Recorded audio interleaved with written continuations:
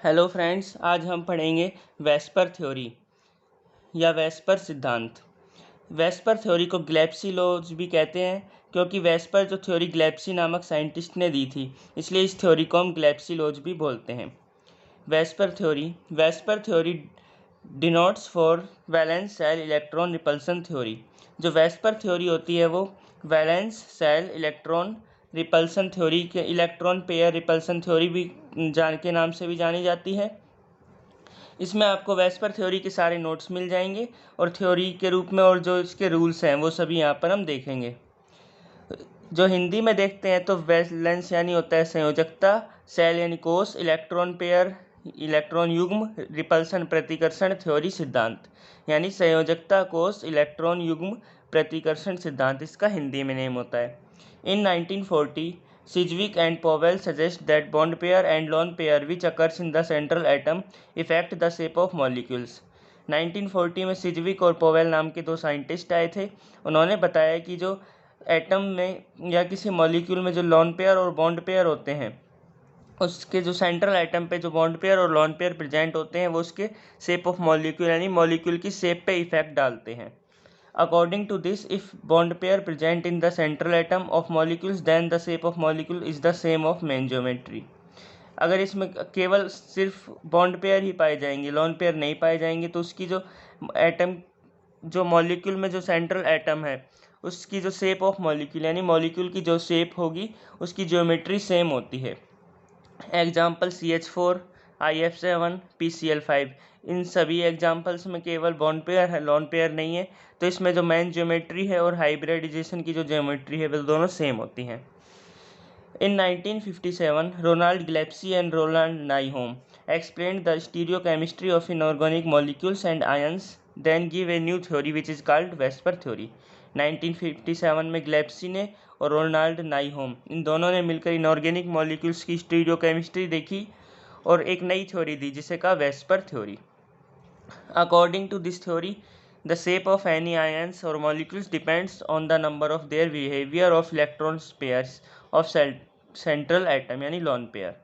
जो इसकी shape of molecule की जो शेप होती है वो लॉन पेयर पे डिपेंड करती है। किस तरह से करती है हम आगे रूल्स में देखेंगे। They give some rules for the VSEPR theory. VSEPR theory के लिए कुछ रूल्स दिए विच इज़ गिवन बिलो।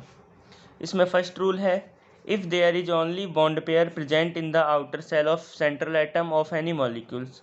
किसी मॉलिक्यूल में जो सेंट्रल एटम है उसके जो आउटर सेल में जो केवल अगर उसमें बॉन्ड पेयर ही है, लॉन पेयर नहीं है, तो there is not present lone pair नहीं है, देन शेप ऑफ मॉलिक्यूल, जो उस मॉलिक्यूल की जो शेप है वो डिपेंड्स करती है on the shape of hybridization. जो उसकी हाइब्रिडाइजेशन की जो शेप है यानी संकरण बोलते हैं इसको, उसकी जो शेप है उस पर ही डिपेंड करती है, यानी दोनों की सेम होती है। जिस तरह से हमने पहले देखा था एग्जाम्पल, अब इसको हम एक टेबल से स्टडी करेंगे। जैसे इसमें नंबर ऑफ लॉन पेयर्स 0 किसी में भी लॉन पेयर नहीं है, और बॉन्ड पेयर कितने हैं, 2 हैं, 3 4 5 6 7, यानी 2 सिग्मा बॉन्ड, 3 सिग्मा बॉन्ड के लिए करेंगे, ऐसे 7 सिग्मा बॉन्ड्स के लिए हम करेंगे। तो इसके जो शेप ऑफ मॉलिक्यूल है, मॉलिक्यूल की शेप क्या कितनी होगी, 2 सिग्मा के लिए लीनियर होती है, और इसमें जो हाइब्रिडाइजेशन होता है वो sp होता है। जैसे इसका एग्जांपल हमने BeCl2 लिया, BeCl2 में 2 सिग्मा बॉन्ड हो गए तो sp आ गया। इसी तरह से, और इसकी जो शेप है वो लीनियर हो गई। अगर 3 बॉन्ड पेयर हैं यानी 3 सिग्मा बॉन्ड है तो sp2 हाइब्रिडाइजेशन, यानी एग्जांपल हम BF3 में देख सकते हैं। B में कोई लॉन पेयर भी प्रेजेंट नहीं है, और इसकी जो शेप होगी वो ट्रायंगुलर होगी। तो मॉलिक्यूल की और हाइब्रिडाइजेशन की दोनों की शेप ट्रायंगुलर होती है। इसी तरह 5 सिग्मा बॉन्ड है तो sp3d हो जाएगा यहाँ, और इसका एग्जांपल PCl5। और sp3d यानी 5 सिग्मा, इसके लिए इसकी शेप हो गई मॉलिक्यूल की और हाइब्रिडाइजेशन दोनों की शेप होती है ट्राइगोनल बाइपिरामिड। अगला, अगर 6 सिग्मा बॉन्ड पेयर की संख्या 6 है तो ऑक्टाहेड्रल शेप कैसे आई, हाइब्रिडाइजेशन sp3d2, 6 सिग्मा बॉन्ड के लिए ऑक्टाहेड्रल हो गई, तो दोनों की शेप सेम होती है। एग्जांपल हम SF6। और अगर 7 बॉन्ड पेयर के लिए पेंटागोनल बाइपिरामिड, इसकी शेप हो गई, और sp3d3 इसका हाइब्रिडाइजेशन है, और एग्जांपल हम देख सकते हैं IF7। I में 7 इलेक्ट्रॉन्स होते हैं तो 7 फ्लोरीन के साथ जुड़ा है तो IF7 है, तो इसमें कोई भी लॉन पेयर नहीं बचा।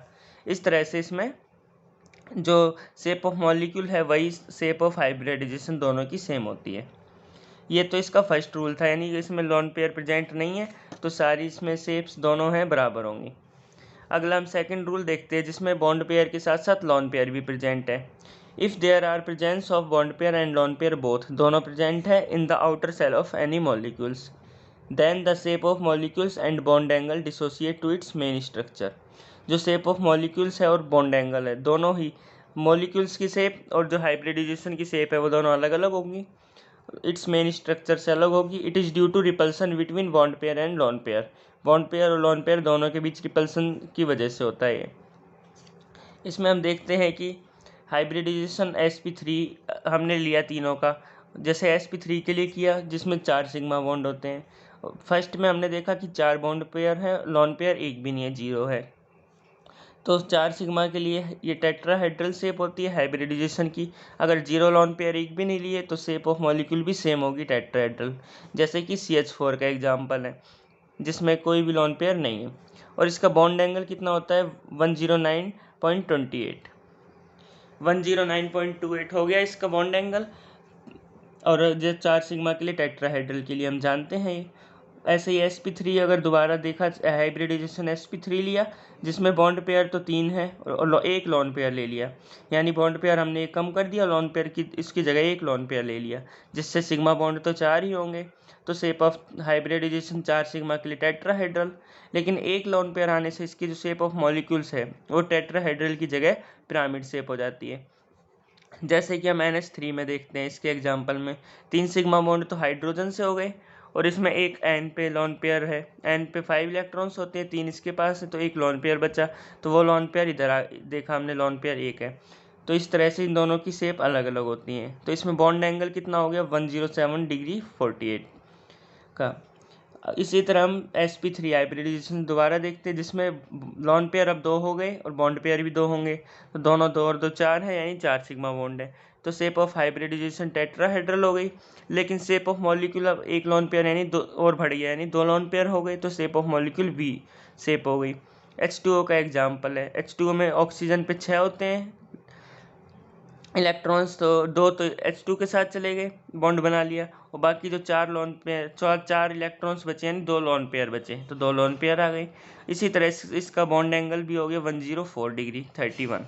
इस तरह से हम देखते हैं कि एक लॉन पेयर जैसे जैसे आ रहा है तो बॉन्ड एंगल में 2.5 डिग्री की कमी होती जाती है, लगभग 2.5 डिग्री यहाँ कम होता है। इस तरह से हम देखते हैं, तो हैंस हम देखते हैं कि बॉन्ड एंगल है जो वो नंबर ऑफ लॉन पेयर के रेसिप्रोकल होता है, यानी जैसे जैसे नंबर ऑफ लॉन पेयर बढ़ते जाते हैं बॉन्ड एंगल घटता जाते हैं। यहाँ हमने देखा नंबर ऑफ लॉन पेयर बढ़ रहे हैं तो और बॉन्ड एंगल है वो घट रहा है, इससे घट कम हुआ, इससे कम हुआ, इस तरह से घटता जाता है।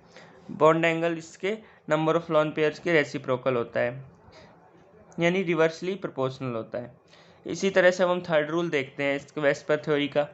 इस थर्ड रूल में हम देखते हैं कि if there is some same hybridization same lone pair and same adjacent atom, hybridization भी सेम है, लॉन पेयर भी उसमें सेम है और सेम ही उसका एडजेसेंट एटम है, then the bond angle of molecule depends on the electronegativity of central atom.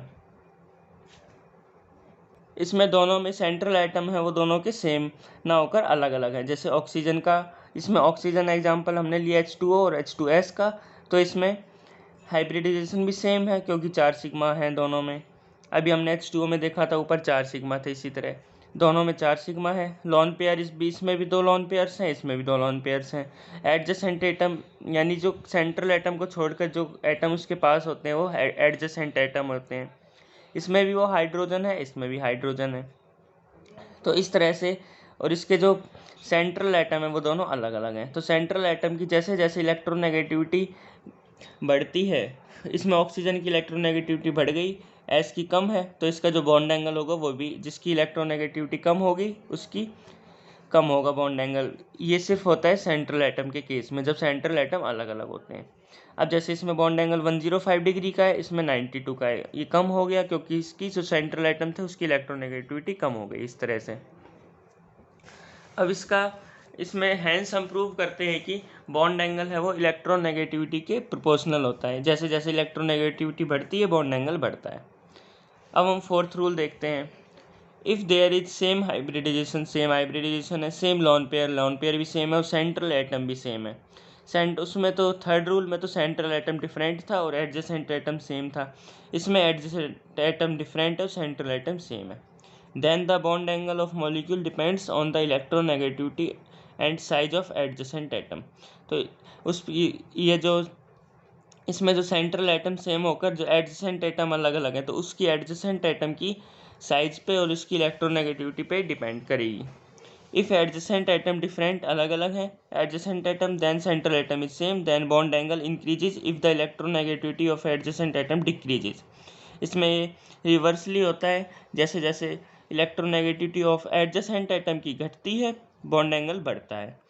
Third rule में तो अगर हमने सेंट्रल एटम लिया था तो उसमें सेम था, जैसे जैसे इलेक्ट्रोनेगेटिव बढ़ेगी तो बॉन्ड एंगल भी बढ़ेगा। लेकिन अगर हम सेंट्रल एटम ना लेकर इसका ये एडजेसेंट एटम लेते हैं तो इसमें अपोजिट होता है, इलेक्ट्रोनेगेटिविटी बढ़ती है तो ये घटती है।